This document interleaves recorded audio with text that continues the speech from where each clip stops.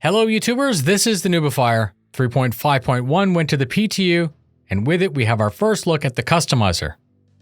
Here's what I found out in 2 minutes and 58 seconds. The new customization set is available for the 300 series in the PTU store in sandbox mode. You can check out anything you like for free and test it out.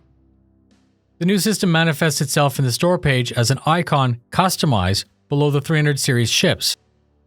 When you choose a ship to buy, you can buy it like normal or explore the options. Some options will cost you money and some are available for free. Most of the options are aesthetic, but this can also greatly improve your weapons and gear that comes with your ship by default. Depending on your perspective, this might be pay to win, or maybe it's fine. So, just like buying a car, you're presented with options and they add up depending on what you've selected. The interface is very nice, and it seems no different than, like I said, building a car online. You have choices of exterior paint, interior trim, choices of yoke, the choice of seat, seat trim, seat stitching color, choice of bed, and there's a couple of extra little items for the back that can pimp things out. The most expensive options are the weapons packages, and there are 4, ranging from default and up. This seems to be a way around what was said in the past. In the past we were told our bought upgrades wouldn't be covered by hull insurance, which makes sense.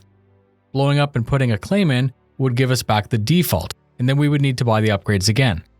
I believe that with the options being part of the hull, that we would get them back too. I went ahead and tested CCUing an upgraded ship.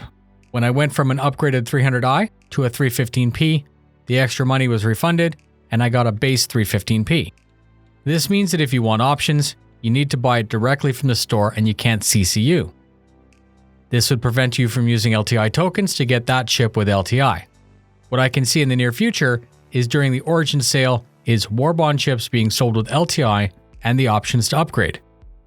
For those that have an original LTI 300, I don't see how CIG is going to let you add options. I think the only thing you can do would be to melt it and buy a new one with options. This is unfortunate because those only come with 6 months insurance, and as I said, you'd have to pay new money to get a Warbond one. All that's speculation.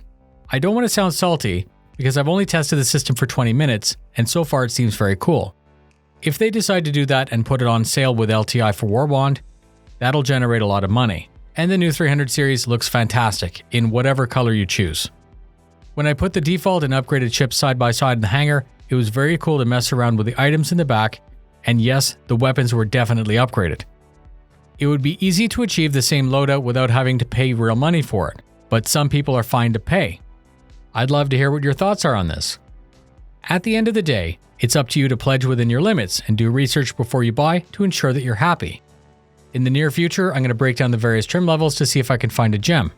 Thank you very much for spending your time with me. If you got something out of the video, please consider linking it to a friend or org mate. Fly safe, and I'll see you in the verse.